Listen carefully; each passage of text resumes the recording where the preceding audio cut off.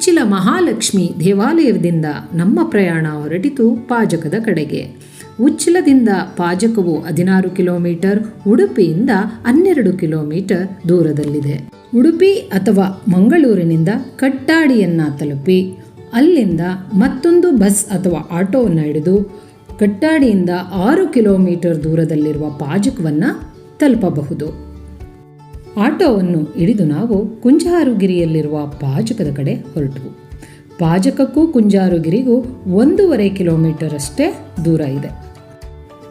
ಪಾಜಕ ದ್ವೈತ ಸಿದ್ಧಾಂತದ ಪ್ರತಿಪಾದಕರಾದ ಮಧ್ವಾಚಾರ್ಯರ ಜನ್ಮಭೂಮಿ. ನಾವು ಇಲ್ಲಿಗೆ ಭೇಟಿ ನೀಡಿದ ದಿನ ಮಧ್ವ ಪುರಂದರ ಉತ್ಸವ ಅನ್ನುವ ಒಂದು ಕಾರ್ಯಕ್ರಮ ನಡೀತಾ ಇತ್ತು. ಇಲ್ಲಿ ತುಂಬಾ ಜನ ಇದ್ದರು. ಮಧ್ವಾಚಾರ್ಯರು 1238ರಲ್ಲಿ ಪಾಜಕದಲ್ಲಿ ಮಧ್ಯಗೇಹ ಭಟ್ಟ ಮತ್ತು ವೇದಾವತಿಯರ ಮಗನಾಗಿ ತುಳು ಬ್ರಾಹ್ಮಣರ ಕುಟುಂಬದಲ್ಲಿ ಜನಿಸ್ತಾರೆ.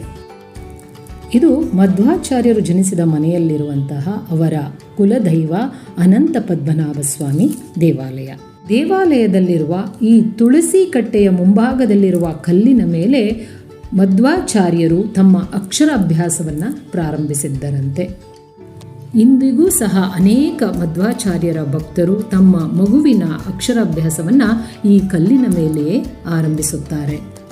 ಸ್ವಲ್ಪ ಮುಂದೆ ಸಾಗಿದರೆ ಈ ಅನಂತ ಪದ್ಮನಾಭ ದೇವಸ್ಥಾನದ ಸಮೀಪದಲ್ಲಿ ಮಧ್ವರು ಸೃಷ್ಟಿಸಿರುವ ವಸುದೇವ ತೀರ್ಥ ಎಂಬ ಕೊಳವನ್ನು ನೋಡಬಹುದು.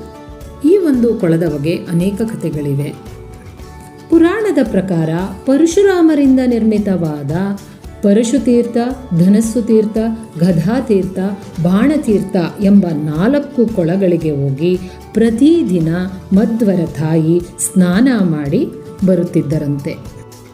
ತಾಯಿಯ ಈ ಅವಸ್ಥೆಯನ್ನು ನೋಡಿದ ಪುಟ್ಟ ಬಾಲಕ ಮಧ್ವಾಚಾರ್ಯರು ತಾಯಿಗಾಗಿ ವಸುದೇವ ಕೊಳವನ್ನು ಸೃಷ್ಟಿಸಿ ಈ ಒಂದು ಕೊಳದಲ್ಲಿ ಸ್ನಾನ ಮಾಡಿದರೆ ಆ 4 ಕೊಳಗಳಲ್ಲಿ ಸ್ನಾನ ಮಾಡಿದ ಪುಣ್ಯ ಲಭಿಸುತ್ತದೆ ಎಂದು ತಾಯಿಗೆ ಆಶ್ವಾಸನೆಯನ್ನು ಕೊಟ್ಟರಂತೆ. ಮನೆಯ ಒಂದು ಭಾಗದಲ್ಲಿ ಅನಂತ ಪದ್ಮನಾಭ ಸ್ವಾಮಿ ದೇವಾಲಯವಿದ್ದರೆ ಮತ್ತೊಂದು ಭಾಗದಲ್ಲಿ ಮಧ್ವಾಚಾರ್ಯರ ಪುಟ್ಟ ದೇವಾಲಯವಿದೆ. ಈ ದೇವಾಲಯದ ಪಕ್ಕದಲ್ಲಿರುವ ಕಲ್ಲಿನ ಮೇಲೆ ಮಧ್ವಾಚಾರ್ಯರ ಪಾದದ ಗುರುತನ್ನು ಗಮನಿಸಬಹುದು. ಒಮ್ಮೆ ಮಧ್ವಾಚಾರ್ಯರು ಕುಂಜಾರುಗಿರಿ ಬೆಟ್ಟಕ್ಕೆ ತೆರಳಿದಾಗ ಅವರ ತಾಯಿ ಪಾಜಕದ ಮನೆಯಿಂದ ಮಧ್ವಾಚಾರ್ಯರನ್ನು ಕೂಗಿ ಕರೆಯಲು ಅವರ ತಾಯಿಯ ಕೂಗನ್ನು ಕೇಳಿದ ಮಧ್ವಾಚಾರ್ಯರು ಕುಂಜಾರುಗಿರಿಯಿಂದ ನೆಗೆದು ಈ ಕಲ್ಲಿನ ಮೇಲೆ ಬಂದು ನಿಂತರಂತೆ. ಆ ಒಂದು ಪಾದದ ಗುರುತು ಈ ಒಂದು ಕಲ್ಲಿನ ಮೇಲೆ ಇದೆ. ಮುಖ್ಯ ಪ್ರಾಣರು ಮಧ್ವಾಚಾರ್ಯರಾಗಿ ಅವತರಿಸಿದ ಪುಣ್ಯ ಕ್ಷೇತ್ರವಿದು ಪಾಜಕ ಕ್ಷೇತ್ರ. ಈ ಒಂದು ದೇವಾಲಯ ಮತ್ತು ಮಧ್ವಾಚಾರ್ಯರ ಮನೆಯನ್ನು ನೋಡಿಕೊಂಡು ಹಾಗೆ ಸ್ವಲ್ಪ ಮುಂದಕ್ಕೆ ಸಾಗಿದರೆ ಸ್ವಲ್ಪ ದೂರದಲ್ಲೇ ನಾಗಬನ ಸಿಗುತ್ತೆ.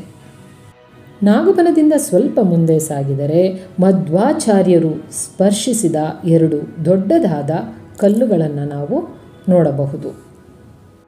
ಮಧ್ವಾಚಾರ್ಯರು ಬಾಲಕರಾಗಿದ್ದಾಗ ಮಧ್ವಾಚಾರ್ಯರ ತಾಯಿ ಕೆಲಸದ ನಿಮಿತ್ತ ಹೊರ ಹೋಗುವಾಗ ಬಾಲಕ ಮಧ್ವರನ್ನು ಕರೆದು ಮನೆಯಲ್ಲಿ ಹಾಲು ಮತ್ತು ಮೊಸರಿನ ಪಾತ್ರೆ ಇದೆ, ಅದನ್ನು ಬೆಕ್ಕು ಮುಟ್ಟದಂತೆ ಮುಚ್ಚಲು ಹೇಳಿದರು. ಆಗ ಮಧ್ವರು ದೊಡ್ಡದಾದ ಚಪಡಿ ಕಲ್ಲನ್ನು ತಂದು ಆ ಪಾತ್ರೆಗಳ ಮೇಲೆ ಮುಚ್ಚಿದ್ದರಂತೆ. ಸ್ವಲ್ಪ ಮುಂದೆ ಸಾಗಿದರೆ ವಾಸುದೇವ ಕೊಳದ ಪಕ್ಕದಲ್ಲಿ ಹುಣಸೆ ಮರವನ್ನು ಕಾಣಬಹುದು. ಈ ಹುಣಸೆ ಮರದ ಬಗ್ಗೆಯೂ ಒಂದು ಕಥೆ ಇದೆ. ಮಧ್ವಾಚಾರ್ಯರ ತಂದೆ ಹಾಲಿಗಾಗಿ ಹಸುವನ್ನು ಖರೀದಿಸಿರುತ್ತಾರೆ, ಆದರೆ ಹಣವನ್ನು ಕೊಟ್ಟಿರುವುದಿಲ್ಲ. ಹಸುವನ್ನು ಮಾರಿದಂತಹ ವ್ಯಕ್ತಿ ಮಧ್ವಾಚಾರ್ಯರ ತಂದೆಯ ಬಳಿ ಬಂದು ಹಣಕ್ಕಾಗಿ ಪೀಡಿಸಿದಾಗ ಪುಟ್ಟ ಬಾಲಕರಾದ ಮಧ್ವಾಚಾರ್ಯರು ಹುಣಸೆ ಮರದಿಂದ ಕೆಲವು ಬೀಜಗಳನ್ನು ತೆಗೆದುಕೊಂಡು ಅವುಗಳನ್ನು ಅವರ ಕೈಯಲ್ಲಿ ಇಡಲು ಅವು ಚಿನ್ನದ ನಾಣ್ಯಗಳಾಗಿ ಪರಿವರ್ತನೆ ಹೊಂದಿದವಂತೆ. ಪಾಜಕದಿಂದ ಕುಂಜಾರು ಬೆಟ್ಟಕ್ಕೆ ಹೋಗುವ ಮಾರ್ಗದ ಮಧ್ಯದಲ್ಲಿ ಒಂದು ಸ್ಥಳವಿದ್ದು ಇಲ್ಲಿ ಮಧ್ವಾಚಾರ್ಯರು ಒಬ್ಬ ರಾಕ್ಷಸನನ್ನು ತಮ್ಮ ಕಾಲ ಹೆಬ್ಬೆರಳಿನಿಂದ ತುಳಿದು ಸಂಹರಿಸಿದ್ದರಂತೆ. ಅದರ ನೆನಪಿಗಾಗಿ ಇಲ್ಲಿ ಒಂದು ಪುಟ್ಟ ದೇವಾಲಯವನ್ನು ಕಟ್ಟಿದ್ದಾರೆ. ಇಲ್ಲಿ ಮಧ್ವಾಚಾರ್ಯರ ಕಾಲಿನ ಬೆರಳಿನ ಗುರುತನ್ನು ನೋಡಬಹುದು. ಪಾಜಕದಿಂದ ನಮ್ಮ ಪ್ರಯಾಣ ಹೊರಟಿತು ಕೃಷ್ಣನಗರಿ ಉಡುಪಿಯ ಕಡೆಗೆ.